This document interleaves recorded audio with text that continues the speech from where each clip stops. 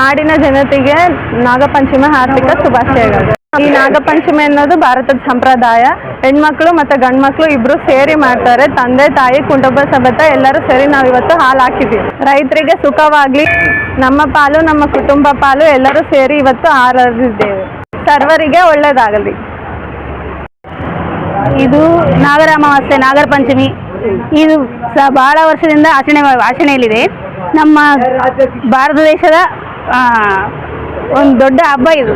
ನಮಗೆಲ್ಲ ಗಂಡು ಮಕ್ಕಳಿಗೂ ಹೆಣ್ಮಕ್ಳಿಗೂ ಎಲ್ಲರಿಗೂ ಒಳ್ಳೆಯದಾಗಲಿ ಅಂತಲೇ ಎಲ್ಲರೂ ಹಾಲು ಹಾಕಿ ಫಸ್ಟ್ ಚೌತಿ ದಿನ ಹಾಲು ಬೆಲ್ಲ ಹಾಕ್ತೀವಿ. ಮತ್ತು ಮಾರನೇ ದಿನ ಎಲ್ಲ ಕಡುಬು ನೈವೇದ್ಯಕ್ಕೂ ಮಾಡಿ ನೀರು ಬೆಲ್ಲ ಹಾಕ್ತೀವಿ. ನಮ್ಮ ರೈತರಿಗೆ, ಯೋಧರಿಗೆ ಎಲ್ಲರಿಗೂ ಒಳ್ಳೆ ಬೆಳೆ ಬರಲಿ, ಮಳೆ ಬರಲಿ, ಎಲ್ಲರನ್ನೂ ಸುಖವಾಗಿರಲಿ ಅಂಥೇಳಿ ಯಾವಾಗಲೂ ಬೇಡ್ಕೊಳ್ತೀವಿ.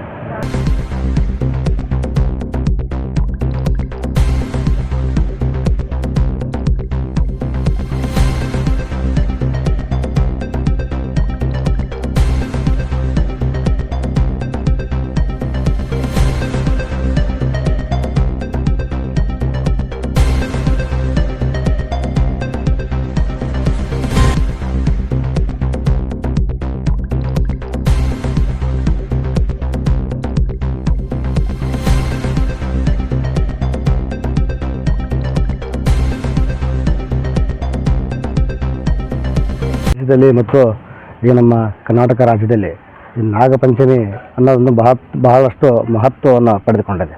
ಯಾಕಂತೇಳಿದರೆ ಅದ್ಧೂರಿಯಾಗಿ ಇದನ್ನು ಆಚರಿಸ್ತಾರೆ. ಯಾಕಂದರೆ ನಮ್ಮ ಕರ್ನಾಟಕ ರಾಜ್ಯದಲ್ಲಿ ಹಲವಾರು ಜನ, ಪ್ರತಿಯೊಬ್ಬ ಜನರು ಯಾವುದೇ ರೀತಿಯ ಭೇದ ಭಾವ ಇಲ್ಲದೆ ಈ ಪೂಜೆಯನ್ನು, ಈ ನಾಗದೇವತೆಗಳ ಪೂಜೆಯನ್ನು ಆಚರಿಸ್ತಾರೆ. ನಿನ್ನೆಯ ದಿನ ನಾಗ ಚೌತಿಯನ್ನು ಆಚರಿಸಿದರೆ, ನಾಗ ಚೌತಿ ದಿನ ಆಚರಿಸುವಂತಂದರೆ ನಾಗದೇವತೆಗಳಿಗೆ ಬರೀ ಬೆಲ್ಲದ ನೀರು ಎರಸ್ತಾರೆ. ಇವತ್ತಿನ ದಿನ ನಾಗ ಪಂಚಮಿ ದಿನದಂದು ಹಾಲನ್ನು ಎರೆದು ನಾಗದೇವತೆಗಳನ್ನು ಪೂಜೆ ಮಾಡ್ತಾರೆ. ಅವರ ಹತ್ರ ಬೇಡಿಕೆ ಅಂತಂದರೆ ಎಲ್ಲ ರೈತರಿಗೂ ಎಲ್ಲರಿಗೂ ಒಂದು ಒಳ್ಳೆಯದಾಗಲಿ ಅನ್ನೋ ಒಂದು ಉದ್ದೇಶದಿಂದ ಮಳೆ ಬೆಳೆ ಚೆನ್ನಾಗಿ ಬರಲಿ ಅನ್ನೋ ಒಂದು ಹರಕೆ ಇರುತ್ತೆ. ಈ ನಾಗದೇವತೆಗಳನ್ನು ಅದ್ಧೂರಿಯಾಗಿ ಆಚರಣೆ ಮಾಡ್ತಾರೆ ನಮ್ಮ ಕರ್ನಾಟಕ ರಾಜ್ಯದಲ್ಲಿ. ದೇಶದ ಯೋಧರ ಬಗ್ಗೆ ನಾಗಪಂಚಮಿ ದಿನ ಬೇಡಿಕೊಳ್ಳೋದು ಏನಂತ ಹೇಳಿದರೆ, ನಾಗದೇವತೆಗಳು ಅವರಿಗೆ ಒಳ್ಳೆಯ ರೀತಿಯಿಂದ ಆರೋಗ್ಯ ಮತ್ತು ಧೈರ್ಯವನ್ನು ಈ ನಮ್ಮ ದೇಶದ ಕಾಯಿರ್ತಕ್ಕಂಥ ಜನರಿಗೆ, ಯೋಧರಿಗೆ ಶಕ್ತಿ ನೀಡಲಿ ಅಂತಲೇ ನಾಗದೇವತೆಗಳಲ್ಲಿ ನಾವು ಬೇಡ್ಕೊಳ್ತಾ ಇದ್ದೇವೆ.